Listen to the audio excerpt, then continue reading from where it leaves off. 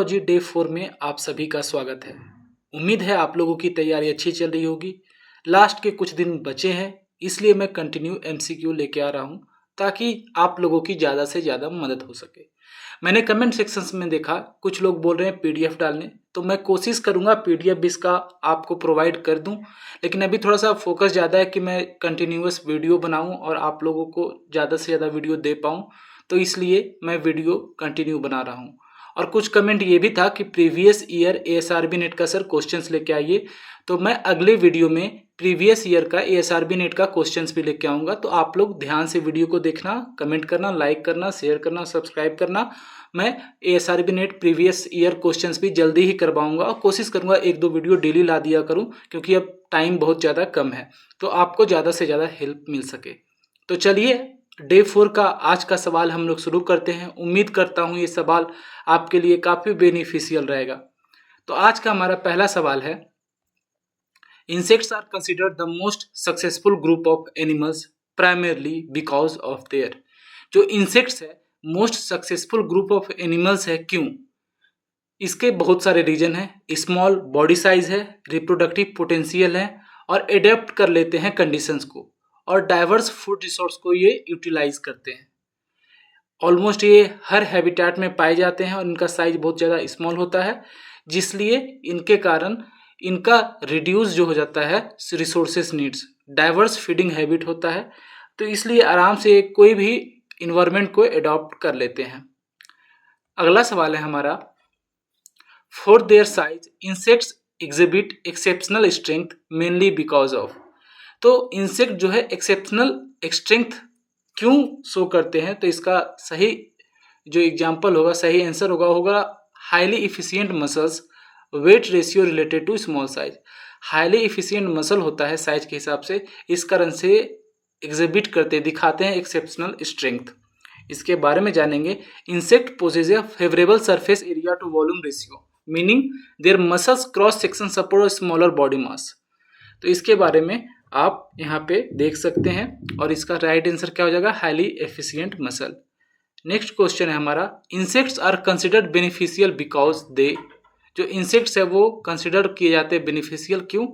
क्योंकि ये पॉलिनेट करते हैं वाइल्ड फ्लोरा को, सिल्क प्रोड्यूस करते हैं, हनी प्रोड्यूस करते हैं, लैक प्रोड्यूस करते हैं, और बायोलॉजिकल कंट्रोल एजेंट और साथ में डिकम्पोजर्स का भी रोल प्ले करते हैं।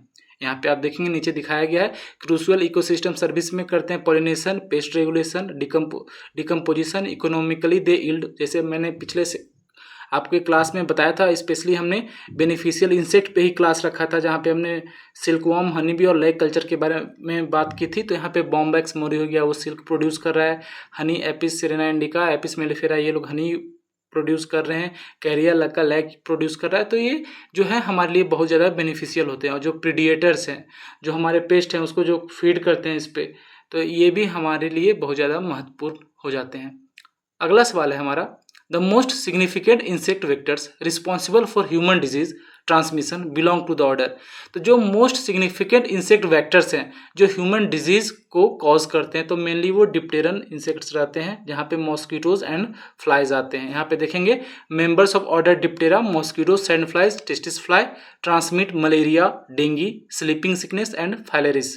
There piercing sucking mouth parts are and blood feeding habits make them the most potent human disease vectors globally. तो यहाँ पे जो डिप्टेरा ऑर्डर में आपको आएगा मॉस्किटोज एंड फ्लाइज, ये जो हैं सबसे ज़्यादा वेक्टर कॉज करते हैं ह्यूमंस में। आपको ये बताना है कि जो डिप्टेरन इंसेक्ट है, खास करके फ्लाइज जो है, उसमें किस टाइप का विंग्स पाया जाता है। आप ये कमेंट सेक्शन में बताना, और मैं उम्मीद करता हूँ जो भी ये वीडियोज़ देख रहे हैं कमेंट सेक्शन में इसका क्वेश्चन का आंसर जरूर करेंगे। नेक्स्ट क्वेश्चन है, the single most important evolutionary trait that made insects highly successful. तो कोई एक सिंगल ऐसा कोई इंपॉर्टेंट इवोल्यूशनरी ट्रेट था जो इंसेक्ट्स को हाईली सक्सेसफुल बना दिया। तो राइट आंसर क्या हो जाएगा इसका? Ability to fly. जो इंसेक्ट्स के अंदर एबिलिटी टू फ्लाई करने का आया, इसके कारण ये बहुत ज़्यादा सक्सेसफुल हुए हैं। फ्लाई जो हुआ, इससे क्या हुआ कि वो प्रीडिएटर से एस्केप कर सके, बहुत अलग अलग जगह पे वो स्प्रेड हो सके, नए हैबिटेट में अपना कॉलोनी बना सके। इस कारण से ये इंसेक्ट जो है बहुत ज़्यादा सक्सेसफुल रहे हैं हमारे अर्थ पे। नेक्स्ट क्वेश्चन है, इन ऑर्थोपेट्रन insects like grasshoppers. The sclerite situated between the frons and the labrum is termed. Sclerites क्या होता है आपको मैं बता देता हूँ. स्क्लेराइड्स क्या होता है, जब आप इंसेक्ट देखते हैं तो उनका बॉडी पार्ट सेगमेंटेड रहता है. तो जो प्लेट लाइक स्ट्रक्चर रहता है उसको स्क्लेराइड्स बोलते हैं, और जो लाइन जैसा रहता है जो डिवाइड करता है दो स्क्लेराइड्स को, उसको हम लोग सूचर बोलते हैं. तो स्क्लेराइड्स और सूचर में आप ये कंफ्यूज मत होना. तो जो फ्रॉन्स और लैब्रम के बीच में, यहाँ पे क्या है, फ्रॉन्स और लैब्रम के बीच में होता है, उसको हम लोग क्या बोलते हैं. तो राइट आंसर हो जाएगा इसका क्लेपस. यहाँ पे आप देखेंगे the clypeus is a facial plate below the frons and above the labrum. It supports the labrum upper lip and articulate with mouth parts. तो ये क्वेश्चन जो है आप देख लो अच्छे से. नेक्स्ट है हमारा, in flies order Diptera the reduced hind wings that serve as balancing organ during flight are called. ये क्वेश्चन मैंने पहले भी करवाया है, बार बार मैंने करवाया है. तो इसका आंसर तो मुझे उम्मीद है कि आप लोग ने अभी तक दे दिया होगा, आपने समझ गया होगा कि इसका क्वेश्चन क्या है. तो इसका सही आंसर हो जाएगा क्या, हेल्टर्स. तो इसका राइट आंसर क्या हो जाएगा, हेल्टर्स. जैसा कि मैंने पहले भी आपको बताया, halteres are small knob like structure जो हिंड विंग में पाया जाता है, और ये बैलेंसिंग ऑर्गन का काम करता है. नेक्स्ट क्वेश्चन है हमारा, लेग्स एडेप्टेड फॉर वॉकिंग और running in insects are term. जो वॉकिंग और रनिंग के लिए लेग होता है उसको हम लोग क्या बोलते हैं, कर्सोरियल बोलते हैं, जिसको एम्बुलेटरी लेग भी बोलते हैं. यहाँ पे देखेंगे cursorial legs from currere to run are adopted for rapid locomotion found in cockroaches and ground beetles. Cockroaches और ग्राउंड बीटल्स में ये पाया जाता है. नेक्स्ट हमारा है, an insecticide that kills insect through direct contact with their body surface rather than injection is known as. तो अलग अलग टाइप ऑफ इंसेक्टिसाइड है, उसका क्लासिफिकेशन किया गया है. तो यहाँ पे बात किया जा रहा है वैसे इंसेक्टिसाइड का जो डायरेक्ट कांटेक्ट में आता है बॉडी से. मतलब अगर कोई भी इंसेक्ट है, अगर फील्ड में आपका इंसेक्टिसाइड स्प्रे है तो क्या होगा, उसका बॉडी सरफेस जो मेनली क्यूटिकल होता है बॉडी सरफेस, उससे वो टच होगा. यहाँ पे इंजेक्शन नहीं होगा, मतलब इंसेक्ट जो है वहाँ पे फीड नहीं करेगा, वो उसके अंदर नहीं जाएगा, सिर्फ यहाँ पे टच होगा सरफेस से. तो उस जो है इंसेक्टिसाइड को क्या बोलते हैं, जहाँ पे डायरेक्ट कांटेक्ट होता है. तो यहाँ पे इसका सही आंसर हो जाएगा कॉन्टेक्ट इंसेक्टिसाइड. यहाँ पे देखेंगे, contact insecticides act when absorb through the insects cuticle और स्पाइरिकल्स. क्यूटिकल या स्पाइरिकल से ये एब्जॉर्ब होता है, targeting the nervous system. Nervous system को ये टारगेट करता है. एग्जाम्पल हो जाएगा pyrethroid, organophosphates. They are effective against sucking pest like aphid and white flies. तो एफिड और व्हाइट फ्लाइज के अगेंस्ट ये बहुत ज्यादा इफेक्टिव रहता है. नेक्स्ट क्वेश्चन है हमारा, male mosquitoes locate female primarily by detecting. जो मेल मॉस्किटोज है वो फीमेल को डिटेक्ट कैसे करते हैं, कैसे उन्हें पता चलता है कि कहाँ पे फीमेल मॉस्किटो है. तो ये विंग बीट फ्रीक्वेंसी यूज करते हैं जो कि जॉन्स्टन ऑर्गन में पाया जाता है. इसके बारे में देखेंगे, male mosquito poses Johnston's organ at the antennal base, जहाँ की पहले भी रिसेंटली वीडियो में मैंने आपको इसके बारे में बताया है. नेक्स्ट क्वेश्चन है हमारा, the use of X-ray irritated male flies to suppress pest population exemplifies. तो यहाँ पे स्टेराइल मेल रिलीज टेक्निक होगा. मैंने पहले भी इसके बारे में बात किया था, इस वीडियो में डाला है, SIT sterile insect technique. Next है, the primary mode of action of organophosphate insecticide is. तो primary mode of action of हर इंसेक्टिसाइड का मोड ऑफ एक्शन होता है. तो यहाँ पे जो ऑर्गेनोफॉस्फेट है उसका मोड ऑफ एक्शन क्या हो जाएगा, एसिटाइल कोलिन स्टेरेज एंजाइम इसका मोड ऑफ एक्शन है ऑर्गेनोफॉस्फेट का. नेक्स्ट क्वेश्चन है हमारा, the most advanced form of social organisation in insect is termed. तो जो most advance form of social organisation है इंसेक्ट में, उसको हम लोग क्या बोलते हैं. तो यहाँ पे हम लोग बोलेंगे division of labour with sterile worker caste, cooperative brood care, overlapping generation, the system maximise colony fitness and resources efficiency. तो इसको टोटल जो ये टर्म है यहाँ पे सबको क्या बोलते हैं, यू सोशलिटी. यहाँ अलग अलग टाइप का होता है, सबसे ज़्यादा यहाँ सोशल इसमें पाया जाता है, खास करके यू सोशलिटी में. तो ये आपका इसमें देखना, यू सोशलिटी में क्या होता है, डिवीजन ऑफ लेबर हो जाता है, कोऑपरेटिव ब्रूड केयर होता है, ओवरलैपिंग जनरेशन होता है, और यहाँ पे एक दूसरे का लोग बहुत ज़्यादा ख्याल रखते हैं, पेरेंटल केयर होता है यहाँ पे. ठीक है. नेक्स्ट क्वेश्चन है हमारा, द मोस्ट एडवांस्ड, सॉरी ये तो यही क्वेश्चन हमारा आ गया. नेक्स्ट क्वेश्चन है अब हमारा, the mango mealy bug Drosicha mangiferae belong to which family. तो जो मैंगो मिली बग है ड्रोसिचा मैंजीफेरी, ये किस फैमिली से बिलोंग करता है. तो इसका फैमिली हो जाएगा कॉक्सिडी. आपको बता दें, कुछ इंपॉर्टेंट पेस्ट्स हैं उसके फैमिलीज को पूछा जाता है एग्जाम में. तो मैंगो मिली बग का क्या हो जाएगा, कॉक्सिडी. तो mango mealy bug is a part of the family Coccidae, scale insects भी जिसको बोलते हैं, अंडर द ऑर्डर हेमीप्टेरा. और इनका क्या है, सैप सकिंग इंसेक्ट्स होते हैं जो वैक्सी कवरिंग कॉज करता है economic damage to mango orchid by desapping and honey dew secretion. यहाँ पे हनी ड्यू सिक्रेशन होता है जो बाद में सूटी मोल्ड ग्रोथ अपीयर जैसा होता है। नेक्स्ट हमारा क्वेश्चन है the two most destructive structural insect pest in urban environments are. तो दो कोई ऐसा most destructive structural insect pest जो कि अर्बन इन्वायरमेंट में बहुत ज़्यादा नुकसान पहुंचाता है। तो एक कौन हो जाएगा, टर्माइट्स एंड एंट्स। टर्माइट और एंट है जो अर्बन स्ट्रक्चर में बहुत ज़्यादा नुकसान पहुंचाता है। अर्बन मतलब क्या हो जाएगा, शहर हो जाएगा, रूरल मतलब गाँव हो जाएगा यहाँ पे। तो इसके बाद हम देखेंगे termite damage wooden structures. Termites जो है वुडन स्ट्रक्चर को डैमेज करता है through cellulose digestion, while ants excavate galleries within woods. तो ये दोनों जो है बहुत ज़्यादा नुकसान पहुंचाते हैं, खास करके अर्बन एरियाज में। तो अर्बन या रूरल के हर जगह ये नुकसान पहुंचाते हैं, लेकिन यहाँ पे क्वेश्चन हमारा दिया गया है to most destructive structural insect pest in urban environment. Next question है हमारा the groundnut pest Amelocera depressella belongs to. तो जो इमेलोसेरा डिप्रेसेला है किस फैमिली से बिलोंग करता है, तो ये हो जाएगा पायरेलिडी। यहाँ पायरेलिडी फैमिली से बिलोंग करता है अंडर द ऑर्डर लेपिडोप्टेरा। जो लार्वा है इसका बोर करता है ग्राउंडनट शूट्स एंड पॉट्स में, affecting both yield and quality. मतलब इसका जो लार्वी है, अगर आपको बता दें लेपिडोप्टेरा का लार्वी को हम लोग क्या बोलते हैं, कैटरपिलर। आप हमेशा याद रखना, लेपिडोप्टेरा की लार्वी को हम लोग बोलते हैं कैटरपिलर। तो इसका कैटरपिलर है वो शूट्स और पॉट्स दोनों में बोर करता है, जिसके कारण ग्राउंडनट का यील्ड और क्वालिटी दोनों खराब होता है। नेक्स्ट क्वेश्चन है हमारा द टोबैको कैटरपिलर, जिसको हम लोग बोलते हैं स्पोडोप्टेरा ल्यूटेरा। ये टैक्सोनॉमिकली क्लासिफाइड अंडर, तो इसको हम लोग किस फैमिली में रखे हैं, नॉक्टिडी फैमिली में रखे हैं। आप बताओ नॉक्टिडी फैमिली में और कौन सा ऐसा मेजर पेस्ट है जो नॉक्टिडी फैमिली में आता है, जो एक बहुत ही मेजर पेस्ट है। वो आप चिकपी में भी आपको दिख जाएगा, कॉटन में भी दिख जाएगा।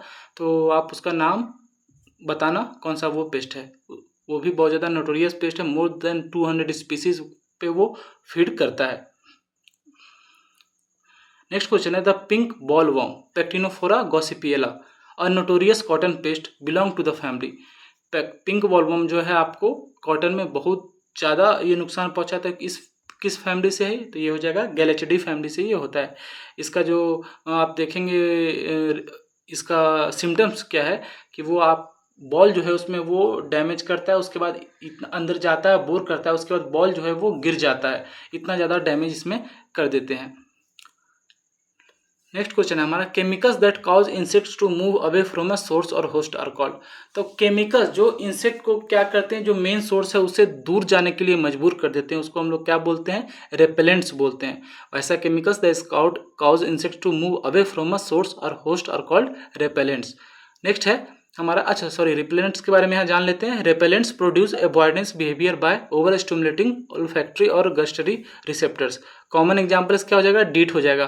तो कॉमन एग्जांपल आप इसका याद रखना, रिपेलेंट का कॉमन एग्जांपल क्या हो जाएगा, डीट, जिसको हम लोग एन डाइथाइल मेटाटोलोमाइड भी बोलते हैं हम लोग। और सिट्रोनेला ऑयल यूज किया जाता है हाउस फ्लाई के लिए। अगला सवाल है हमारा poisoning symptoms that develop rapidly following a single exposure to a high dose of toxicant are refer to as. ऐसा पॉइजनिंग सिम्टम जो रैपिडली इसका सिम्टम्स दिखता है और एक सिंगल डोज पे ही इसका असर दिखना शुरू हो जाता है, इसको हम लोग क्या बोलते हैं, तो इसको बोलते हैं हम लोग acute toxicity. Acute toxicity results from a one-time exposure causing immediate effects, often within 24 to 48 hours. It is quantified by LD50, lethal dose 50% of population, and help classify insecticides as highly, moderately और slightly toxic. LD50 क्या होता है, lethal dose 50। मैंने इसके बारे में आपको पहले भी बताया था कि जितना lethal dose 50 का वैल्यू जितना कम रहेगा इंसेक्टिसाइड उतना ज़्यादा टॉक्सिक होगा। तो यहाँ पे एक्यूट टॉक्सिसिटी क्या होता है कि वो सिंगल डोज में इतना ज़्यादा टॉक्सिक होता है कि वो इम्पैक्ट दिखाएगा इंसेक्ट पे। नेक्स्ट है हमारा the condition arising from repeated small exposure to a toxicant over an extended period resulting in cumulative effects is known as. जैसे पिछले क्वेश्चन में क्या था कि हम लोग ने सडनली एक डोज में दिया और इसका 24 टू 48 आवर में इसका इफेक्ट दिखना शुरू हो गया, तो ये एक्यूट था। लेकिन जब ये हम लोग स्मॉल अमाउंट में रिपीटेड टर्म में बहुत लंबे टाइम के लिए एक्सपोजर करेंगे तो इसको हम लोग क्या बोल देंगे, इसको बोलेंगे हम लोग क्रॉनिक टॉक्सिसिटी। तो एक्यूट मतलब बहुत ज़्यादा पॉइजनस, एक बार में इफेक्ट करेगा, और क्रोनिक मतलब धीरे धीरे slowly over a long period of time हम लोग इसको देते हैं। तो यहाँ पे हो जाएगा chronic toxicity appears after long term low dose exposure. It may affect reproduction, endocrine system और कॉज कार्सिनोजेनिसिटी। नेक्स्ट है हमारा the concept of biotic potential was introduced by. Biotic potential क्या होता है? बायोटिक पोटेंशियल होता है ऐसा आइडियल कंडीशन जहाँ पे कोई भी ऑर्गेनिज्म अपना पूरा फुल रिप्रोडक्शन कर सकता है, अपना मैक्सिमम पोटेंशियल पे पहुंच सकता है कि वो किस लेवल तक अपना पॉपुलेशन को बढ़ा सकता है। यहाँ पे कोई भी उसको रोक नहीं होगा, कोई भी यहाँ पे प्रीडिएटर नहीं होगा, कोई भी फूड रिसोर्स का यहाँ पे कंपटीशन नहीं होगा। तो बायोटिक पोटेंशियल वही होता है। हालांकि एक थ्योरेटिकल कॉन्सेप्ट है, क्योंकि रियल लाइफ में कभी भी ऐसा नहीं होता है, कभी भी एक ऑर्गेनिज्म का पूरी तरह मोनोपोली नहीं होता है, क्योंकि वो आइडियल सिचुएशन में पूरा वो क्या करेगा, ग्रो करेगा। तो यहाँ क्या हो जाता है, चैपमैन ने 1928 में इसको इंट्रोड्यूस किया था। इसके बारे में हम लोग जानते हैं, biotic potential is the theoretical maximum rate, यहाँ पे देखो लिखा हुआ है theoretical maximum rate at which a species can reproduce under unlimited environmental conditions. It measures reproductive capacity minus environmental resistance. मतलब रिप्रोडक्टिव कैपेसिटी है और जो इन्वायरमेंटल रेजिस्टेंस, मतलब इन्वायरमेंट में कोई टाइप का रेजिस्टेंस इस स्पीसीज को नहीं होगा, तब इसका स्पीसीज कितना ज़्यादा रिप्रोड्यूस कर सकता है। तो ये हो जाता है हमारा बायोटिक पोटेंशियल। तो यहाँ पे आपको सबसे पहले तो बायोटिक पोटेंशियल क्या होता है ये आप समझ गए होंगे, और इन्होंने इसको इंट्रोड्यूस किसने किया था? चैपमैन ने किया था 1928 में। नेक्स्ट क्वेश्चन है हमारा, अच्छा यहाँ पे इसके बारे में लिखा हुआ है, it is rarely achieve in nature due to limiting factors like predation, temperature and food scarcity. तो ये नेचर में रेयरली ही देखा जाता है, मतलब कभी होता नहीं है। क्यों? क्योंकि हमेशा कोई भी ऑर्गेनिज्म है तो उसका कोई प्रेडिएटर होगा, टेम्परेचर है वो रोल प्ले करेगा, फूड स्कैर्सिटी हो जाएगा, मतलब हमेशा फूड अवेलेबल नहीं रहेगा। तो इसलिए जो बायोटिक पोटेंशियल है एक इमेजिनरी कॉन्सेप्ट एक टाइप का बोल सकते हैं, थ्योरेटिकल कॉन्सेप्ट है, क्योंकि ये हमेशा लागू होता नहीं है, क्योंकि कंपटीशन तो हर जगह है, चाहे वो ह्यूमंस हो या फिर इंसेक्ट पेस्ट हो। नेक्स्ट क्वेश्चन है, the type of population growth typically observed in insect with multiple generation per season like aphids under ideal condition is। मतलब ऐसा पॉपुलेशन ग्रोथ जो ऑब्जर्व किया जाता है इंसेक्ट में विद मल्टीपल जनरेशन पर सीजन, बहुत सारे जनरेशन पर सीजन होता है under ideal condition. Ideal condition क्या होता है? जहाँ पे कोई भी रिसोर्सेज की कमी ना हो, कोई भी किसी टाइम का प्रॉब्लम ना हो, हर तरह से इन्वायरमेंट उसको सपोर्ट करे, जहाँ पे कंपटीशन नहीं हो, तो वो एक आइडियल कंडीशन होता है। तो ऐसे जगह पे क्या बोलते हैं? एक्सपोनेंशियल ग्रोथ इसको बोलते हैं, जिसको हम लोग जे शेप्ड कर्व भी बोलते हैं। तो ऐसा पॉपुलेशन ग्रोथ जहाँ पे ऑब्जर्व किया जाता है मल्टीपल जनरेशन पर सीजन, बहुत सारे जनरेशन एक ही सीजन में हो जाते हैं अंडर आइडियल कंडीशन। यहाँ पे आप देखना अंडर आइडियल कंडीशन, तो ऐसा ग्रोथ को हम लोग क्या बोलते हैं? एक्सपोनेंशियल ग्रोथ, जिसको जे शेप्ड भी हम लोग बोलते हैं। यहाँ पे देखेंगे, when resources are abundant insect population increase exponentially producing a J shaped curve, each generation adds a multiplicative increase, r selective species like aphid and white flies demonstrate such rapid uncontrolled expansion. यहाँ पे बोला जा रहा है कि हम लोग population जो है लगातार बढ़ता जाएगा। क्यों? क्योंकि रिसोर्सेज बहुत ज़्यादा अबंडेंट में है, बहुत मात्रा में रिसोर्सेज है, रिसोर्सेज की कोई कमी ही नहीं है, तो इस कारण से पॉपुलेशन बहुत ज़्यादा बढ़ेगा। तो ऐसे ग्रोथ को हम लोग क्या बोलते हैं? एक्सपोनेंशियल ग्रोथ, और इस कर्व को बोलेंगे जे शेप्ड कर्व। ये हमेशा याद रखना, इकोलॉजी का एक बहुत ही बेहतरीन सवाल है ये। नेक्स्ट क्वेश्चन है हमारा, the logistic growth curve of an insect population represents. एक तो एक्सपोनेंशियल ग्रोथ हो गया, ये लॉजिस्टिक ग्रोथ है, जिसको हम लोग एस शेप्ड बोलते हैं। एक्सपोनेंशियल ग्रोथ क्या हो गया? जे शेप्ड, ये लॉजिस्टिक ग्रोथ हो जाएगा एस शेप्ड। तो इसके बारे में क्या बोला गया? Population growth limited by carrying capacity. तो पॉपुलेशन ग्रोथ जो है वो लिमिट कर जाता है कैरिंग कैपेसिटी से। अब कैरिंग कैपेसिटी क्या होता है आपको बता दूं। कैरिंग कैपेसिटी होता है एक इन्वायरमेंट में उस टाइम पे मैक्सिमम वो कितना पॉपुलेशन को अपने पास एकोमोडेट कर सकता है। मतलब मान लिया जाए एक फॉरेस्ट है, एक फॉरेस्ट में एक टाइम में मैक्सिमम कितना पॉपुलेशन एक स्पीसीज का रह सकता है, तो उसको हम लोग बोलते हैं कैरिंग कैपेसिटी। क्योंकि अगर मान लिया जाए एक फॉरेस्ट का मैं एग्जांपल देता हूँ, एक फॉरेस्ट है, वहाँ पे मैक्सिमम बताया गया है कि 120 स्पीसीज रह सकते हैं। अगर 120 स्पीसीज से अगर ज़्यादा होते हैं तो वहाँ पे क्या होगा? फूड के लिए कंपटीशन होने लगेगा। फूड के लिए जब कंपटीशन होगा तो लोग एक दूसरे से फाइट करेंगे, तो वहाँ पे क्या हो जाएगा? एक दूसरे को लोग नुकसान पहुंचाएंगे, वाटर का स्कैर्सिटी होगा, एक दूसरे में लोग लड़ेंगे। तो यहाँ पे एस शेप क्या होता है?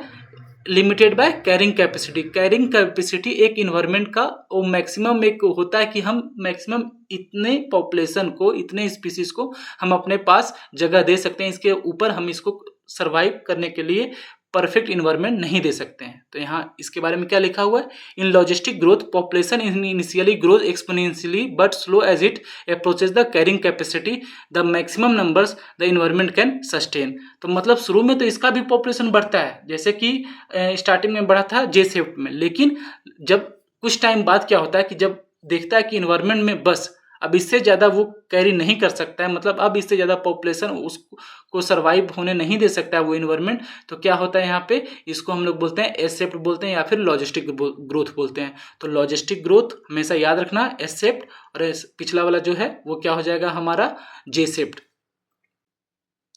अगला क्वेश्चन है, the relationship between the population density of a predator and its prey population is best described as. तो जो relationship between population density of a predator and its prey population is best described as, इसका answer क्या हो जाएगा, इसका answer हो जाएगा density dependent regulation. यहाँ पे जो रिलेशनशिप होता है पॉपुलेशन का प्रे के साथ, मतलब जो प्रे कौन है, शिकार है, और प्रेडेटर कौन है, जो इस पे शिकार करेगा। तो इस जो पॉपुलेशन को डिस्क्राइब हम कैसे करते हैं, डेंसिटी डिपेंडेंट रेगुलेशंस के साथ करते हैं। यहाँ पे देखेंगे, predators respond numerically and functionally to prey abundance as prey density increase, predator reproduction and feeding efficiency rise. यहाँ पे कहने का मतलब ये है कि जिस तरह से पॉपुलेशन धीरे धीरे बढ़ता जाएगा उस तरह से क्या हो गया, प्रेडिएटर जो है वो रिप्रोडक्शन और ज़्यादा करेगा, क्योंकि उसके पास फूड बहुत ज़्यादा अवेलेबल रहेगा, तो वो क्या करेगा, अपना पॉपुलेशन बढ़ाएगा। और जब पॉपुलेशन बढ़ाएगा तो इससे क्या हो जाएगा, प्रेडिएटर प्रे में और ज़्यादा इंटरेक्शन यहाँ पे होगा। मतलब इंटरेक्शन किस टाइप का होगा, एक निगेटिव टाइप का इंटरेक्शन होगा, क्योंकि यहाँ पे शिकार हो रहा है और प्रेडिएटर क्या है, वो शिकारी है। एक दूसरा ही सिंपल होता है डेंसिटी इंडिपेंडेंट रेगुलेशन। यहाँ पे तो डेंसिटी डिपेंडेंट रेगुलेशन मैंने आपको बताया। डेंसिटी इंडिपेंडेंट रेगुलेशन क्या होता है, जहाँ पे temperature, moisture, photo period, rainfall, ये सब का कंबाइंड इफेक्ट पॉपुलेशन पे क्या होता है, तो उसको हम लोग बोलते हैं डेंसिटी इंडिपेंडेंट रेगुलेशन। अब नेक्स्ट क्वेश्चन हम देखते हैं, diapause in insects differ from questions because. जो डायपॉज होता है वो डिफर करता है क्वेश्चन से, कैसे। तो डायपॉज क्या होता है, डायपॉज होता है हार्मोनली कंट्रोल्ड एंड इंडिपेंडेंट। वहीं इमीडिएट इन्वायरमेंट चेंज में क्या होता है, क्वेश्चंस होता है। यहाँ पे सिंपल सा देखेंगे, diapause is a programmed dormancy regulated by hormone. कौन सा हार्मोन होता है, juvenile hormone, and triggered by cues like photoperiod. Questions is a direct temporary halt in activity due to adverse condition. मतलब diapause पहले से एक programme dormancy होता है जो हार्मोन से रेगुलेट होता है, लेकिन क्वेश्चंस क्या होता है कि अचानक से टेम्परेचर, वेदर में कुछ ऐसा चेंजेस आता है जिसके कारण टेम्पोररी हॉल्ट लेना पड़ता है, जैसे कि ड्राउट, सूखा। तो ये हो गया क्वेश्चंस और डायपॉज में डिफरेंस। नेक्स्ट सवाल है हमारा, the total set of environmental conditions and resources within which a species can persist is termed as. जो टोटल सेट होता है इन्वायरमेंटल कंडीशंस का, रिसोर्सेज का, जिसके अंदर स्पीसीज परसिस्ट करते हैं, उसको हम लोग क्या बोलते हैं, तो उसको हम लोग बोलते हैं फंडामेंटल नीड्स। तो यहाँ पे फंडामेंटल नीड्स के बारे में क्या लिखा हुआ है, the fundamental needs represents the full ecological range a species could occupy in the absence of competitors और प्रेडिएटर्स। द रियलाइज्ड नीड्स वही क्या होता है, नैरोवर होता है, कंस्ट्रेंट बाय बायोटिक इंटरेक्शंस। दो टाइप का नीड्स होता है, fundamental needs, realised needs. Fundamental needs क्या होता है कि एक सेट ऑफ रूल होता है कि हाँ ऐसा एक अगर इन्वायरमेंट है तो वहाँ पे इतना रिसोर्सेज होना चाहिए, इतना पॉपुलेशन होना चाहिए, इस तरह का इन्वायरमेंट होना चाहिए, तो यहाँ पे पॉपुलेशन आसानी से ग्रो करेगा। ये होता है फंडामेंटल नीड्स। लेकिन दूसरा होता है रियलाइज्ड नीड्स। रियलाइज्ड नीड्स में क्या होता है कि ऐसा कुछ सेट ऑफ रूल नहीं होता है, वहाँ पे कॉम्पिटिशन होता है, हर चीज़ के लिए कंपटीशन होगा, फूड के लिए, वाटर के लिए, सर्वाइवल के लिए, एरिया के लिए कि कौन किस एरिया में रहेगा। तो ये हो जाता है हमारा रियलाइज्ड नीड्स। तो ये दो टाइप का नीड्स होता है। नेक्स्ट क्वेश्चन है हमारा, the law of tolerance proposed by Shelford states that. Law of tolerance क्या है, तो ये लॉ ऑफ टॉलरेंस जो सेल्फोर्ड के द्वारा दिया गया था, ये क्या बोलता है कि each organism has a maximum and minimum and maximum limit for environmental factors beyond which it cannot survive. मतलब जो भी ऑर्गेनिज्म है इसके पास मिनिमम और मैक्सिमम लिमिट होता है इन्वायरमेंटल फैक्टर्स के लिए। मतलब अगर एक मिनिमम इसके अंदर वो सर्वाइव नहीं कर पाएगा, अगर इसके नीचे जाएगा तो इसके ऊपर जाएगा तो वो सर्वाइव नहीं कर पाएगा, ऐसा फैक्टर होता है। तो इसके बारे में देखा है, सेल्फोर्ड्स लॉ ऑफ टॉलरेंस 1913 में आया था, explains that survival depends on an organism's ability to withstand variation in abiotic factors like temperature or humidity. Optimum zone promote abundance, zones of stress limit, population density. मतलब एक insect की बर्दाश्त करने की क्षमता हम लोग बोल सकते हैं law of tolerance. Next question है हमारा, the term taxonomy was first coined by. Taxonomy जो टर्म है पहली बार किसने क्वाइन किया था? तो पहली बार बोला गया था डिकन डोल के द्वारा 1813 में। नेक्स्ट क्वेश्चन, सॉरी इसके बारे में थोड़ा सा जान लेते हैं। Swiss botanist AP de Candolle first use the term taxonomy to describe the theory and practice of classifying organism. Next question है हमारा, the study of the evolutionary relationship among insect taxa is known as. जो study होता है evolutionary relationship का among insect taxonomy, इसको हम लोग क्या पढ़ते हैं? इसको हम लोग बोलते हैं फाइलोजेनेटिक्स। इसके बारे में जानते हैं, phylogenetics taxonomy reconstruct evolutionary history using morphological and molecular data. Next question है हमारा, the taxonomic hierarchy arrange from highest to lowest rank is. जो टैक्सोनॉमी हायरार्ची है अरेंज होता है हाईएस्ट टू लोएस्ट से, उसको हम लोग क्या बोलते हैं? तो उस इस प्रकार है, सबसे पहले क्या हो जाएगा किंगडम, उसके बाद phylum, class, order, family, genus, species. तो ये तो हमारा रटा होना चाहिए, kingdom, phylum, class, order, family, genus, species. Next question है हमारा, the international code of zoological nomenclature governs. तो ये क्या क्या गवर्न करता है? तो rule and principle of naming animal species. तो जो भी एनिमल स्पीसीज का नाम है, जो भी हम और आप साइंटिफिक नेम याद कर रहे हैं कोई भी इंसेक्ट वेस्ट का, वो सारा कौन देता है? ICZN, जिसको हम लोग क्या बोलते हैं? International code of zoological nomenclature. देखेंगे ICZN ensures that every animal species name is unique, valid and universally accepted.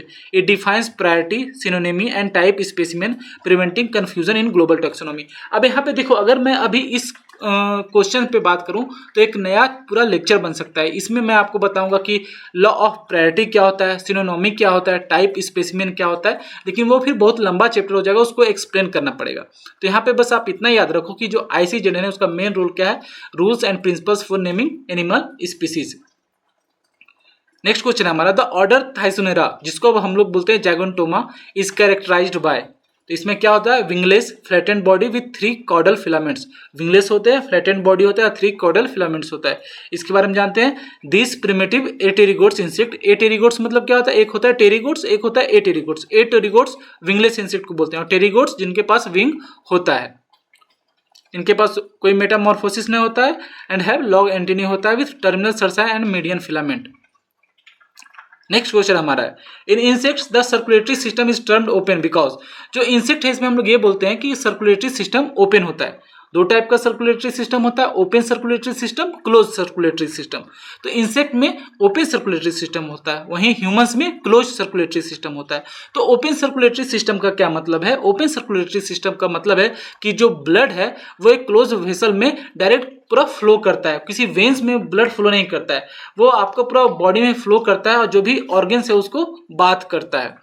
इसके बारे में जानते हैं, unlike vertebrates insects lack capillaries, their haemolymph flows freely in the haemocoel circulated by dorsal vessel, heart plus aorta, it transports nutrients and hormones not oxygen. जो insects का blood है वो transport करता है न्यूट्रिएंट्स और हार्मोन्स, ऑक्सीजन ट्रांसपोर्ट नहीं करता है। अगला क्वेश्चन है हमारा, the oxygen requirement for insect tissue is made primarily through. जो ऑक्सीजन रिक्वायरमेंट होता है इंसेक्ट टिश्यू का वो किसके द्वारा मेड किया जाता है? तो ये है हमारा a network of tracheae and tracheoles delivering oxygen directly to cells. Tracheae और ट्रैक्यूल्स के द्वारा इसको ट्रांसपोर्ट किया जाता है। नेक्स्ट क्वेश्चन हमारा, the hormones responsible for moulting and metamorphosis in insect. वैसा हार्मोन जो रिस्पॉन्सिबल है मोल्टिंग और मेटामॉर्फोसिस के लिए। तो मोल्टिंग और मेटामॉर्फोसिस क्या है? ये तो बहुत सारा सिंपल है, आपको पता होगा मोल्टिंग क्या होता है, मेटामॉर्फोसिस क्या होता है। आप इसके बारे में अगर कुछ भी शॉर्ट में बता सकते हो तो कमेंट सेक्शन में जरूर लिखना। तो मोल्टिंग और मेटामॉर्फोसिस कौन सा जो रिस्पॉन्सिबल होता है वो कौन सा हार्मोन है? तो एक डायसोन हार्मोन जो है रिस्पॉन्सिबल है। यहाँ देखेंगे secreted by the prothoracic gland, ecdysone triggers moulting by stimulating epidermal cells to form a new cuticle. Its effects depend on the presence of juvenile hormone. Low juvenile hormones allow metamorphosis. High juvenile hormones maintains larval traits. Next है हमारा, the structure responsible for regulating water and ion balance in insect haemolymph. वैसा structure जो responsible होता है water और ion जो balance होता है हेमोलिम्फ में, वो कौन सा है? तो वहां पे हो जाएगा मल्पीजियन ट्यूब्यूल। मल्पीजियन ट्यूब्यूल के बारे में आपको पहले भी मैंने बताया इसके बारे में।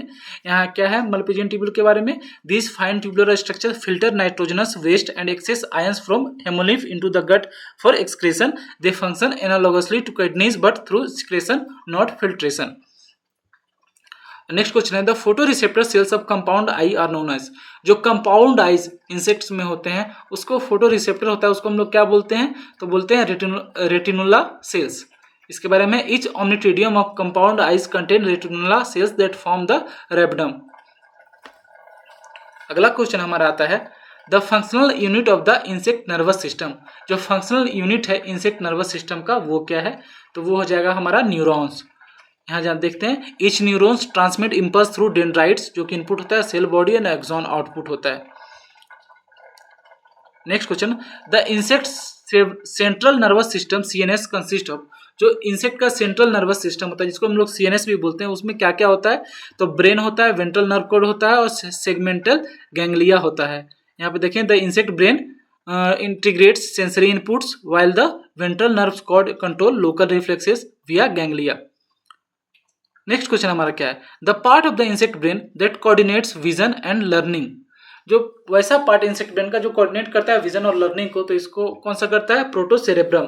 प्रोटोसेरेब्रम है ये सारा देखता है। तो the protocerebrum processes visual and higher sensory information housing optics lobes and mushroom bodies which are critical for learning memory and sensory integration specially in social insects like honeybees. तो प्रोटोसेरेब्रम ये क्या है आपका, मेनली कोऑर्डिनेट करता है vision और learning का। Next question है हमारा the transmission of nerve impulse across a synapse occurs by. जो ट्रांसमिशन होता है नर्व इम्पल्स का एक सिनेप्स मतलब जो नर्व्स के थ्रू होता है एक नर्व से दूसरे नर्व में, तो कौन सा सिनेप्स इसमें काम करता है, तो इसमें होता है केमिकल न्यूरोट्रांसमीटर्स जिसको बोलते हैं, ये आपका ये काम करता है। नेक्स्ट क्वेश्चन है हमारा the structure in insect neurons that maintains ionic balance during nerve transmission. जो वैसा स्ट्रक्चर होता है इंसेक्ट न्यूरॉन का जो मेंटेन करता है आयोनिक बैलेंस जब नर्व का ट्रांसमिशन होता है, तो वो कौन सा है, सोडियम पोटासियम पंप। ये बहुत ज्यादा इंपॉर्टेंट हो जाता है, ये क्वेश्चन पूछा जाता है। नेक्स्ट क्वेश्चन है हमारा the gland responsible for secretion of juvenile hormone is. वैसा ग्लैंड जो रिस्पॉन्सिबल होता है जुवेनाइल हार्मोन के सिक्रेशन का, तो वो कौन सा हो जाएगा, वो हो जाएगा कॉर्पस एलेटम, जिसको कॉर्पोरा एलाटा भी हम लोग बोलते हैं। Corpus allatum located behind the brain secretes juvenile hormone. Next question है हमारा the brain hormone of insect refers to. तो इंसेक्ट के संदर्भ में जो ब्रेन हार्मोन हम लोग बात करते हैं, तो ब्रेन हार्मोन किसको बोलते हैं, तो ब्रेन हार्मोन क्या हो जाएगा, PTTH prothoracic tropic hormone. Next question है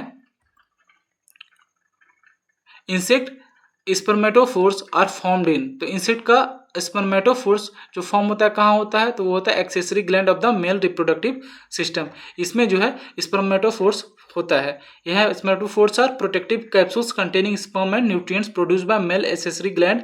दे facilitate efficient sperm transfer and sometimes provide nutritional benefit to the female. Next question है हमारा the spermatheca in female insect function to. जो स्पर्मेथिया है फीमेल इंसेक्ट में उसका फंक्शन क्या होता है, तो वो होता है store sperm after copulation for later fertilization. मतलब कपलेशन जब होता है तो वो स्टोर स्पर्म कर लेती है जहां लेटर वो फर्टिलाइज कर सके। इसके बारे में the spermatheca is a muscular gland line sac connected to the genital tract. It allows females to control fertilization timing crucial for insect that lay eggs over extended period. तो इसके बारे में आपको समझ में आ गया होगा। नेक्स्ट क्वेश्चन है हमारा the role of bursicon hormone insect is. जो बर्सिकॉन हार्मोन है इंसेक्ट में उसका रोल क्या है, तो उसका रोल क्या होता है, initiate sclerotisation and darkening of new cuticle after moulting. तो जो मोल्टिंग होता है उसके बाद नया क्यूटिकल आता है तो वो हार्ड करना और उसको डार्क करना, ये काम है बर्सिकॉन हार्मोन का। यहाँ पे देखेंगे बर्सिकॉन और neurohormone promotes cuticle tanning and hardening by cross linking cuticular proteins via quinones intermediates. Its secretion marks the completion of the molting process. तो बर्सिकॉन का रोल क्या है कि जो नया जो क्यूटिकल आ रहा है इंसेक्ट के ऊपर मोल्टिंग के दौरान उसको हार्ड करना और डार्क करना। तो ये आज का 50 क्वेश्चन था जो मैंने किया है, और अगला वीडियो जो मेरा रहेगा उसमें मैं प्रीवियस ईयर्स के नेट का क्वेश्चन करूंगा, तो आप जरूर बने रहना और नेक्स्ट वीडियो देखना। और जितने भी मैं क्वेश्चंस करवा रहा हूँ कोशिश करना आप इसको नोट करो। अगर टाइम अभी नहीं है तो कम से कम 1-2 बार रिवाइज करके पूरा देखो और ज़्यादा से ज़्यादा इसका आप फ़ायदा उठाओ, क्योंकि अगला जो वीडियोस 3-4 वीडियोस में लेके आऊँगा कोशिश करूँगा सारा प्रीवियस ईयर क्वेश्चंस का कंबाइन हो और वही क्वेश्चंस मैं आपको करवाऊँगा जो आपके लिए नेट के लिए बहुत ज़्यादा हेल्पफुल होगा। तो आप पढ़ते रहिए, खुश रहिए, मिलते हैं अगले वीडियो में। जय हिंद।